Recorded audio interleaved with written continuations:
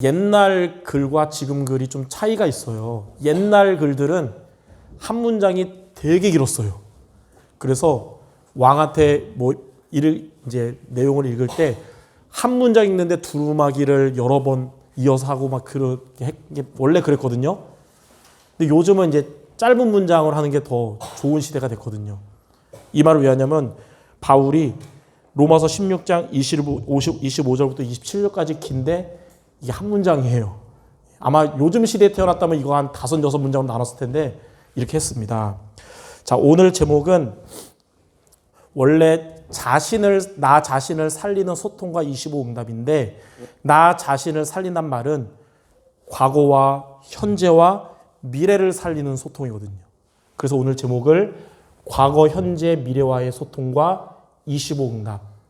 오늘 여러분의 과거도 살리는 말씀 붙잡고 여러분의 현재도 살리는 말씀 붙잡고 미래도 살리는 말씀 하나님이 우리 모두에게 주실 줄 믿습니다. 자, 저와 여러분이 그럼 어떻게 하면 됩니까? 내 수준으로 나를 보지 말고 우리는 어떻게 하면 되냐면 하나님의 눈으로 나를 보아야 합니다. 여러분은 여러분이 그리스도가 아니기 때문에 내 수준으로 나를 보지 말고 하나님의 눈으로 나를 볼 수 있어야 돼요. 그러면 여러분 과거와 현재와 미래를 살리게 됩니다. 근데 내 수준으로 나를 보면 과거도 현재도 미래도 못 살리거든요. 자, 그래서 첫 번째로 자, 여러분의 과거를 내 수준으로 보면 어떻게 될까요? 우리는 숨은 문제에 속게 됩니다.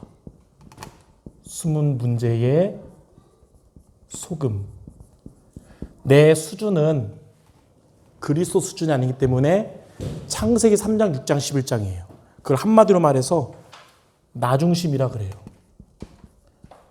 창세기 3장에 내 생각 중심, 창세기 6장에 내 입장 중심, 창세기 11장에 내 이익 중심. 한마디로 내가 주인 되는 나 중심.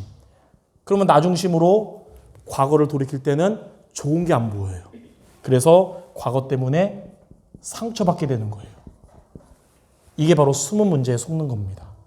그럼 이 상처가 두 번째로 현재를 자꾸 영향을 줍니다. 안 좋게. 그럼 두 번째 현재가 어떻게 되냐? 자, 현실이 어렵다. 이렇게 말할 수밖에 없어요. 내 수준으로 나를 보면 저도 내 수준으로 저를 보면 현실이 어렵고 여러분도 여러분의 수준으로 현실을 보면 현실이 어려운 거예요. 왜냐하면 우리의 현실은 자꾸 뭐가 오냐? 문제가 오거든요. 문제가 없으면 좋겠는데 문제가 와요. 천국이 아니니까. 또 나 혼자 사는 게 아니다 보니까 갈등이 와요. 자꾸 부딪히게 되는 거예요.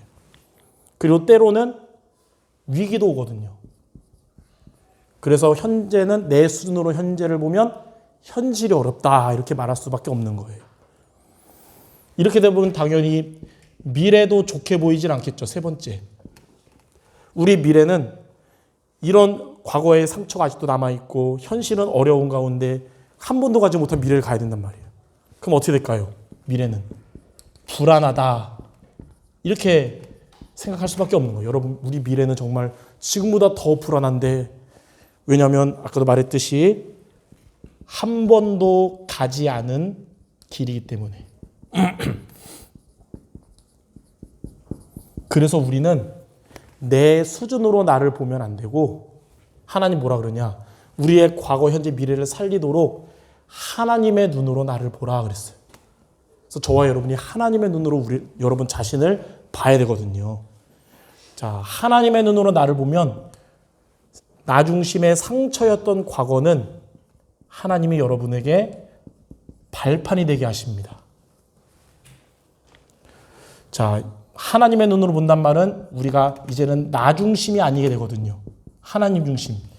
나 중심이 아닐 때부터 여러분을 속이던 사탄은 결박되기 시작합니다.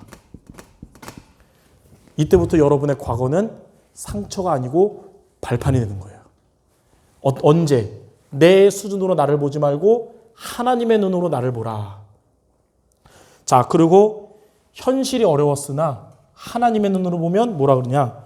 하나님은 여러분에게 오늘 최고의 응답을 주시려고 하고 있습니다. 그래서 우리는 내 수준으로 보지 말고 하나님의 눈으로 봐라. 나는 문제 같은데 하나님 뭐라 그러냐? 여러분에게 답을 주기 위함이다.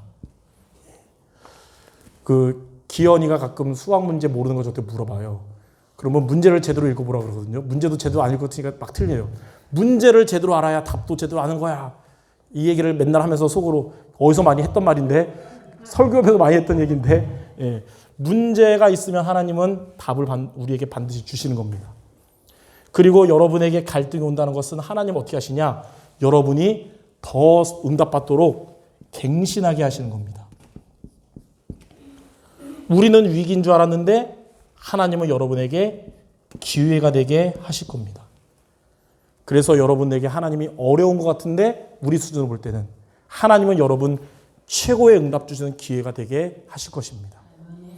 자, 그리고 우리의 미래는 한 번도 가지 못했기 때문에 불안하지만 하나님은 뭐라고 말씀하시냐? 여러분의 미래는 세상 축복이 아니라 보호자의 축복을 받을 것이다. 예, 내 수준으로 나를 보면서 불안한 미래를 보지 말고 하나님의 눈으로 나를 보면서 보호자의 축복받는 여러분의 미래가 되기 바랍니다.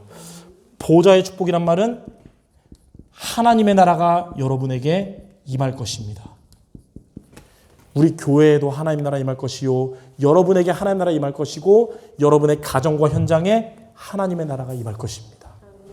자, 그러면 여러분의 과거와 현재와 미래 이 두 가지를 비교해 볼 때 내 수준으로 나를 보면 정말 무너질 수밖에 없는 상황이고요.